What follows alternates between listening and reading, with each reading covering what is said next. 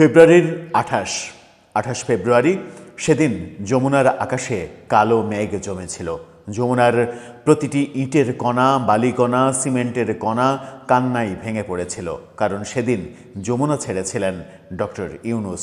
Doctor ইউনূসের Jamuna ছাড়া মেনে নিতে পারেনি যমুনার ইট, বালি, পাথর, যমুনার ঘাস, যমুনার গাছ, যমুনার আসবাবপত্র, এমনকি যমুনার অতি সুন্দর কাঁচের যে জগ পানি রাখার, সেই জগটি পর্যন্ত কিংবা গ্লাসটি পর্যন্ত মেনে নিতে পারেনি প্রফেসর ইউনূসের বিদায়। এবার আবারও কান্না, এবার কাঁদল বেইলি রোড। বেইলি রোডের আকাশে কালো মেঘ জমল। বেইলি রোডের আকাশে বৃষ্টি অঝোর ধারায় ঝরল।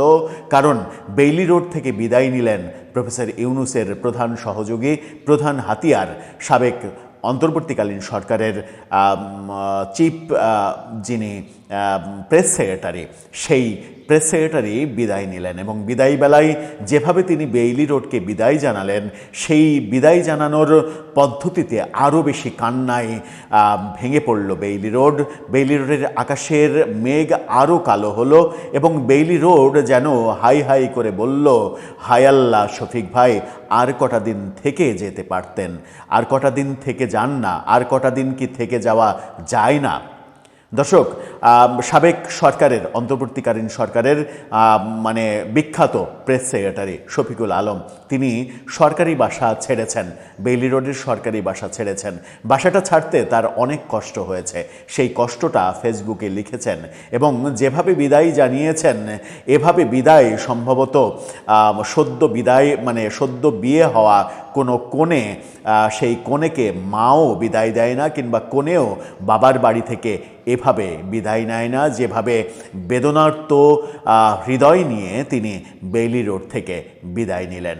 সরকার কি পারত না তাকে বেইলি রোডের এই বাসাটা আজীবন ব্যবহার করতে দিতে? কারণ এই বাসায় তার অনেক স্মৃতি, যে স্মৃতি তিনি রোমন্থন করছেন, যে স্মৃতির কথা তিনি ভুলতে পারছেন না।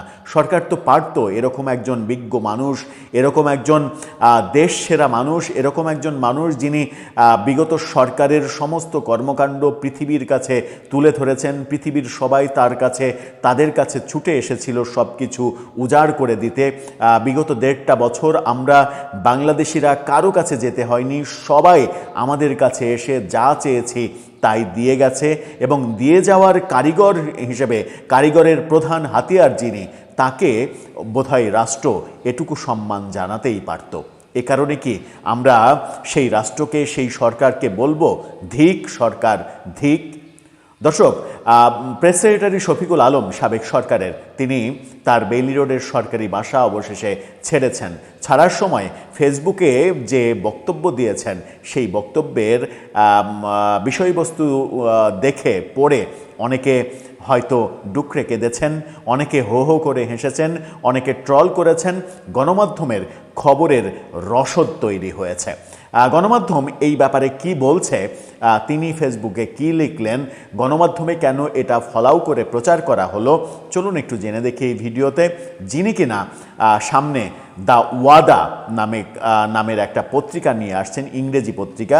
তিনি জাতির ওয়াদা রক্ষা করবেন, জাতির কাছে যে ওয়াদা দিয়েছে প্রফেসর ইউনূস সরকার, সেই ওয়াদা নিয়ে হয়তো তিনি সেখানে কাজ করবেন। সেই কাজের জন্য অগ্রিম শুভকামনা জানিয়ে চলুন একটু জেনে দেখি বাড়ি ছাড়ার এই বিদায় মুহূর্তে তিনি কি লিখলেন ফেসবুকে। থাকবেন পলিটিক্স টিভির নিয়মিত আয়োজনে।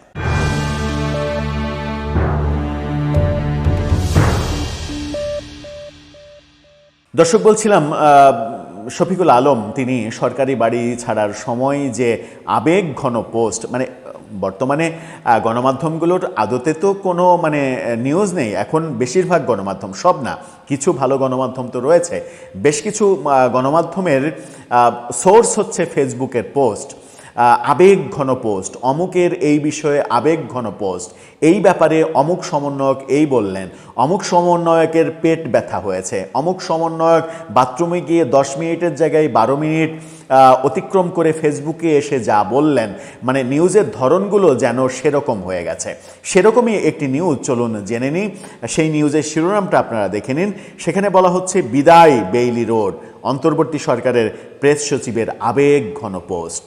সেই আবেগঘন পোস্টে মিনিস্টার অ্যাপার্টমেন্টে বসবাসের স্মৃতি রোমন্থন করে ফেসবুকে আবেগঘন পোস্ট দিয়েছেন তিনি। নিজের ভেরিফাইড ফেসবুক অ্যাকাউন্ট থেকে করা এই পোস্টে বেইলি রোডের মিনিস্টার অ্যাপার্টমেন্টের স্মৃতি রোমন্থন করেন তিনি। পোস্টে লেখেন, বিদায় বেইলি রোড, তুমি আমার জীবনের এক রোমাঞ্চকর যাত্রার সাক্ষী হয়ে আছো। কত রোমাঞ্চ ছিল এই 1.5 বছরে। বেইলি রোডের মিনিস্টার্স অ্যাপার্টমেন্ট ভবনের 5ম তলায় থাকতাম আমি, যদিও তখন সেখানে কোনো মন্ত্রীরা থাকতেন না। ওই ভবনে থাকতেন কেবল বিচারপতি আর নির্বাচন কমিশনাররা। চারপাশটা খুবই শান্ত স্থির মনে হতো। সেখানে সকালটা শুরু হতো পাখির কিচির মিচিরে। আমার ফ্ল্যাট থেকে কয়েক কদম দূরেই যমুনা, যেখানে ঘটেছে অসংখ্য নাটকীয় ঘটনা। যমুনার খুব কাছেই থাকতেন তিনি উল্লেখ করেন, রাজধানীর শাহিনবাগের নিজ বাসা ছেড়ে বেইলি রোডের মিনিস্টার্স অ্যাপার্টমেন্টে বসবাসের মূল কারণ ছিল যমুনার কাছে থাকা। তিনি যমুনার জল স্পর্শ করতে চেতেন প্রতিদিন, কারণ যমুনায় অবস্থান করতেন অধ্যাপক মোহাম্মদ ইউনূস। অন্তর্বর্তী সরকারের 18 মাসের অধিকাংশ সময় তিনি সেখান থেকেই দাপ্তরিক কাজ পরিচালনা করেছেন। বহুবার এমন হয়েছে আমাকে রাতের খাবার ফেলে রেখে যমুনায় ছুটে যেতে হয়েছে সংকট ব্যবস্থাপনা কাজ থেকে দেখার জন্য এবং সেই প্রচেষ্টার কথা মানুষকে জানানোর জন্য। স্ট্যাটাসে প্রধান উপদেষ্টার প্রেস ছবি আরও লিখেছেন, আমার বেইলি রোডের ফ্ল্যাট থেকে কয়েক গজ দূরেই ছিল ফরেন সার্ভিস একাডেমি। সেখানে আমি প্রায় 300টি সংবাদ সম্মেলন করেছি এবং ঐক্যমত্য কমিশন এবং বিভিন্ন রাজনৈতিক দলের মধ্যে অনুষ্ঠিত সংলাপে অংশ নিয়েছি। এই জায়গায় শান্ত পরিবেশ অনেক সময়ই ভেঙে গেছে উত্তাল বিক্ষোভে। তখন মনে হয়েছে যেন আমাদের সবার জন্য এটাই শেষ। তবু কোনো এক রহস্যময় মোড়ে পরিস্থিতি বদলে যেত আর বেইলি রোড আবার ফিরে পেত তার শান্ত সৌন্দর্য। আমার একমাত্র আক্ষেপ যে গত 13 মাসে আমি রমনা পার্কে যথেষ্ট সময় দিতে পারিনি। যমুনা এবং বেইলি রোড তার রমনা পার্কের সুখস্মৃতি কেড়ে নিয়েছে। এছাড়া অন্য মানুষদের মতো রমনায় সকালবেলার হাঁটাহাঁটি করা কিংবা হাসি আড্ডায় মেতে থাকা দলগুলোর সঙ্গেও যেতে পারিনি আমি। তবু আমি আর আমার স্ত্রী প্রায় প্রতিদিনই রাস্তার ধারে সকালে বসা অস্থায়ী বাজার থেকে নিত্য প্রয়োজনীয় কেনাকাটা করতাম, যদিও সম্প্রতি কর্তৃপক্ষ সেই ছোট ছোট দোকানগুলো সরিয়ে দিয়েছে। তিনি রাস্তার ভ্যানের মার্কেট থেকে বাজার করতেন। এই গল্পও তিনি শুনিয়েছেন। সবশেষে তিনি লিখেছেন, বিদায় বেইলি রোড, তুমি ওপর থেকে শান্ত ছিলে কিন্তু ইতিহাসের এক গুরুত্বপূর্ণ সন্ধিক্ষণে দাঁড়িয়েছিলে।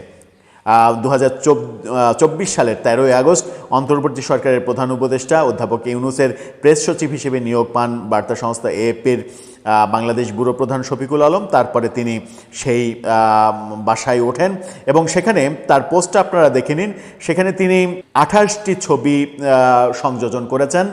বেইলি রোডের বিভিন্ন পর্যায়ের ছবি, তার বিল্ডিংয়ের ছবি, বিভিন্ন ছবি, মানে তিনি ছবি পোস্ট করতে বেশ পারঙ্গম। 28টা ছবি পোস্ট করেছেন। পোস্ট করে তিনি তার সেই সুখস্মৃতি বর্ণনা করেছেন। আমার মনে হয় যে বেইলি রোডের মিনিস্টার অ্যাপার্টমেন্টের এই মানে ফ্ল্যাটটি তাকে মানে ছাড়তে না হলেই বোধহয় ভালো হতো। কারণ এমন কোনো নিয়ম করা যায় না যে মানে আগের সরকারের বিখ্যাত কোনো ব্যক্তি, যেমন ধরুন প্রফেসর ইউনূস বিখ্যাত ব্যক্তি, যেমন ধরুন শফিকুল আলম বিখ্যাত ব্যক্তি, যেমন ধরুন আসিফ নজরুল, তিনিও বাসা ছাড়ার সময় এরকম আবেগঘন পোস্ট দিয়েছিলেন। তার মন ডুকরে কেঁদেছিল বাসা ছাড়ার সময়। এরকম ব্যক্তিদের আমার মনে হয় যে ওই বাসভবনটা চিরস্থায়ী বন্দোবস্ত করে দেওয়া উচিত এবং একেবারে লিখে দিয়ে দেওয়া উচিত যে আপনি আজীবন এখানে থেকে আপনার সুখস্মৃতি রোমন্থন করুন, নতুন নতুন কাব্য রচনা করুন, নতুন নতুন কিছু করুন, যে কিছু পেয়ে জাতি সমৃদ্ধ হতে পারে, জাতি ঋদ্ধ হতে পারে। কিন্তু সরকার ব্যবস্থাপনা খুব বেশি নিষ্ঠুর। সরকার ইচ্ছে করলেই কিন্তু এটি পারে। একটা ফ্ল্যাটের দাম আর কত? একটা ফ্ল্যাট কি যে মানুষটা এই সরকারি চাকরি করতে এসে, প্রেস সচিবের চাকরি করতে এসে প্রায় 80-90 লাখ টাকা লস করেছেন, তিনি নিজে বলেছেন যে তিনি যদি চাকরিতে থাকতেন তাহলে এই উপার্জনটা হতো, যে উপার্জনটা কম হয়েছে সরকারে আসার জন্য, তাতে এই ক্ষতিটা পুষিয়ে দেওয়ার জন্য অন্তত 1 কোটি টাকা 2 কোটি টাকার একটা ফ্ল্যাট সরকার তাকে দিতেই পারত। বড় নিষ্ঠুর সরকার। এমন নিষ্ঠুরতা অবশ্যই দেখানো উচিত না, তাও আবার শফিকুল আলমের মতো কিংবদন্তি মানুষদের জন্য, যিনি আমাদেরকে প্রতিনিয়ত প্রেশার গ্রুপের গল্প শুনিয়েছেন। তিনি প্রেশার গ্রুপের জনক হিসেবে প্রতিষ্ঠিত হয়েছেন।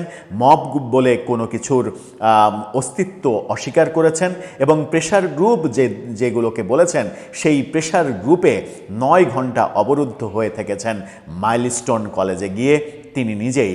যেটাকে প্রেশার গ্রুপ তিনি বলেছেন, সেই প্রেশার গ্রুপ প্রথম আলো ডেইলি স্টারকে পুড়িয়ে দিয়েছে। যে সেক্টরে তিনি কাজ করেছেন আজীবন, মানে ওই পত্রিকায় না, এই সেক্টরে, সাংবাদিকতা সেক্টরে কাজ করেছেন যিনি আজীবন, তিনি চোখ চেয়ে দেখেছেন কিভাবে বাংলাদেশের সেরা দুটি গণমাধ্যমকে পুড়িয়ে দিচ্ছে তাদের তৈরি ওই প্রেশার গ্রুপকে একটা শিল্পে পরিণত করেছিলেন তিনি।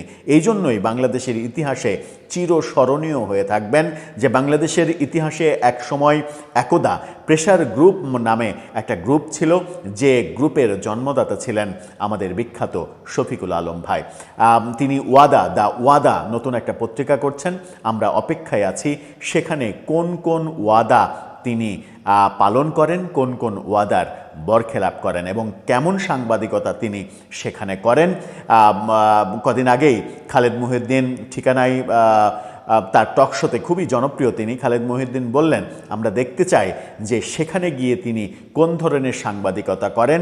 যে প্রধান উপদেষ্টার প্রেস সচিবের পদে বসে থেকে বিভিন্ন সাংবাদিকদের সাংবাদিকতা শিখিয়েছিলেন, অনেক বরেণ্য সাংবাদিক সম্পর্কে যাচ্ছে তাই বাজে মন্তব্য করে বলেছিলেন যে লেখাপড়া জানে না, সাংবাদিকতা পড়েনি, কিছু জানে না, অযথা শুধুমাত্র বয়ান দেয়, এরকম গালগল্পও তার মুখ থেকে আমরা শুনেছিলাম। দর্শক, আপনার কি মনে হয় বেইলি রোডের এই ফ্ল্যাটটা তাকে দেয়া যেত না? সরকার ইচ্ছা করলে তার যে ক্ষতি হয়েছে 80-90 লাখ টাকার যে ক্ষতি হয়েছে এই 18 মাস সরকারি চাকরি, মানে মানুষের সেবা করতে এসে, সেই ক্ষতিপূরণ করা কিংবা সেই ক্ষতি পুষিয়ে দেওয়ার ব্যবস্থাটা সরকার করতে পারতো না? এত নিষ্ঠুর না হয়ে সরকার একটু উদার হতে পারতো না? আপনার মতামত জানিয়ে লিখতে পারেন আমাদের কমেন্ট বক্সে।